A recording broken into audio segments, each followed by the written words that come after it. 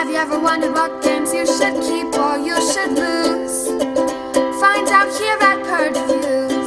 Locomotive Werks is a little bit of an older game that, really, when you look at this game, it's like I go back to a time period.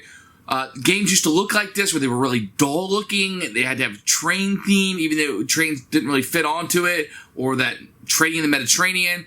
And then Queen games in particular really loved these and kind of stuck to them a little bit longer than most people. This is kind of an abstract game, or what I would call a pure game, if you will. I don't feel like it's a train game, although it is, because the theme is on it, but it doesn't feel like a train game. You're not building routes. It feels more like an economic game where you're upgrading what you're kind of doing and going through those. It's a very, very pure game. I feel like there's very little luck in the game, and it's going to be very bland on the eyes. And these just kind of added up to something that I didn't find very fun to play. Some people are really going to like this game, and this game seems like it still has like this core of fans that will defend it to its death, and they really like the game, and more power to you. And this is one of those games I would say, look, probably stay away from, but look at the flow of the game and see if this is something that would interest you. In this game, you're purchasing these trains that feel a little bit more like factories, and they're going to have a certain amount of production, and you're trying to meet a certain amount of demand in the game, and all the players are competing for the same amount of demand. But you have different types of production. And as the game progresses, some of your trains, which feel like factories, will become more obsolete, and at some point will stop producing or not producing at the level that you need them to meet up with demand. So you're constantly trying to upgrade these in the economic structure. Then you gotta pay taxes in this game. Taxes are fun, right? We want taxes in all board games. But that's kind of what you're gonna get here. It's an abstract game where you're upgrading, getting this engine going, if you will, and you're hoping it produces enough or outproduces your opponents at least, so you score the most and have the most money at the end. There's a certain amount of money that you're playing to, and that's the winner. And not really a game that interests us. A little bit too abstract, a little too bland, a little too boring looking, and playing not really something we want. The train theme doesn't do a whole lot for us. I don't mind train games when you're doing like routes and stuff, but this one plays a little bit differently. Check out the flow of the game. See if there's something that would interest you, but for us, it's definitely going to be a purge. Here's Locomotive Werks, which the box makes it look like a train game. In actuality, it's probably more of a shares type game. It's the Iron Horse Collection #2, Queen game, so you know it's going to have a good rule book and really good components. Let's take a look and see what we have inside. We're going to get a couple rule books, which we'll take a look at when we get there. You're going to get a board, which we'll open up in a second, and you're going to get a number of chits and coins and etc. that you will have in here. You're going to have cards and dice and no insert. So it's going to have an empty insert. Wah wah! So the card backs, this is going to be pretty good cards. They're actually going to have these trains on the back of them. You have an advertisement here, but you're going to get these cards. Kind of bland looking. There's different trains with the icons and the numbers that you're going to need on them. I wouldn't say this strikes me as something, oh man, I got to play this with these cards. They're okay.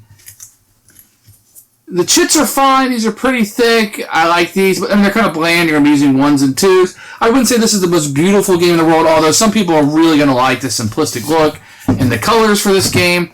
I am definitely not one of them. I find games of this color palette just to be kind of boring. But really, like I said, it's not a train game as much as it is just an upgrading the engines and a shares type game.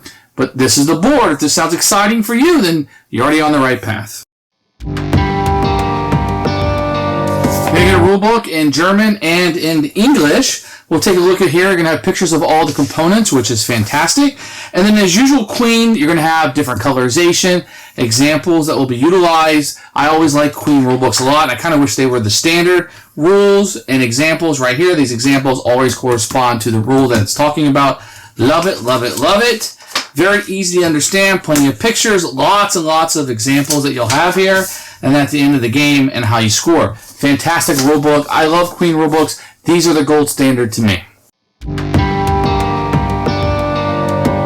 So the board's a little bit too big for my camera angle right here, but what I'll be able to show you is just that you put these cards out, and then it will zoom in a little bit. You're going to take 3 of these, you'll roll them, and you'll put them right here. Then you'll take 1, and you'll set it right here for the second one, and then you're set up to play. So I feel like this game is best played with 3 or 4 players, although it can play up to 5. Whoever gets $300 tailors in the game will end the game, and whoever has the most money is your winner. So we're going to zoom in a little bit here. I want to show you the top of the board right here, where we'll be starting out. You have existing orders right here, and you have an initial order right here for this one. The first thing you do in a round is buy one of these engines and one of these cards. You can only have one of each type of card, just know that eventually they will be obsolete. In order to buy a car, there has to be dice in the existing order or one in the inactive order. So if you wanted to purchase this card and this engine, you may do so, but it will cost you 8 coins to do so. So this will be the cost that would be associated with purchasing this. It will cost you $8, and then you own this right here. So the second thing you can do is buy production. So when you buy one, you will have one production on it. If I wanted to buy another production, I could, but it would cost me $4. Then I would simply shift this over. If later on in the game I had production on this one, which is an older technology, and I wanted to upgrade it to the new technology, I could just pay the difference. 12 and 4, I could take the one production off this one, set on this one, and I'd have to pay $8 for the privilege of doing so. That is the second step in the phase. The third thing you have is the Locomotive Production, which is this number right here. This is how much you're going to get paid for each production that you have on it. So if I had one production on it, I would get $2. If I had 2 production on it, 2 times 2 is $4.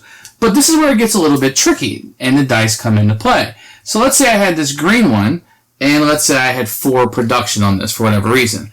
4 production would give me $4, $1 per production. So what I would do is I would take whatever dice I could, and this one has a 4 on it, so I could just set that dice over here, signifying that I sold 4 of these. Let's say I only had 3. So maybe I would take this 5 and I would reduce it down to 2, signifying that I have executed 2 of those orders and I would get my money for doing so. At this point, you have to pay your taxes. You'd pay 10% of any money that you have, and you would immediately lose that to the bank. So the more money you've gained, the more money you're going to lose, and this is the relative catch-up mechanic that you're going to have in the game. So now we go to where we would call the market demands. The maximum amount of dice you can have is the number of customers that are listed. So this one can have 3, but if you see this one right here, you can have 1, 2, 3, 4, 5 dice. So once this is full, that's all the dice that can be put there. Let's say this right here does not have the maximum amount of dice. What we would do is we simply would add a dice to this, and now would have an additional die. And this one, there's 2 generations. What you do is you take one of the die out, and this would be put back into the dice pool. You would take the remaining 2, and you would put those over here, signifying that there's less demand for that type of locomotive. Then you'd go over here and find out what is the next type of upgrade, which would be this one, and you would take a die, you would roll it, and you would add it to that. So now there is demand for this type of locomotive and less for the one that came before it in time. Now, if 3 generations exist, then things would be a little bit different. You would take all the dice from here, making that obsolete, and they would kind of move up the system, if you will, appearing on newer and fancier locomotives. This would be done for all 4 types, green, red, yellow, and blue, and then once you're done with the market demands, everything would start over again, and you'd start fulfilling orders just again. Once again, the game ends when somebody has 300 talers or dollars, and whoever has the most money is your winner. Who should buy this game?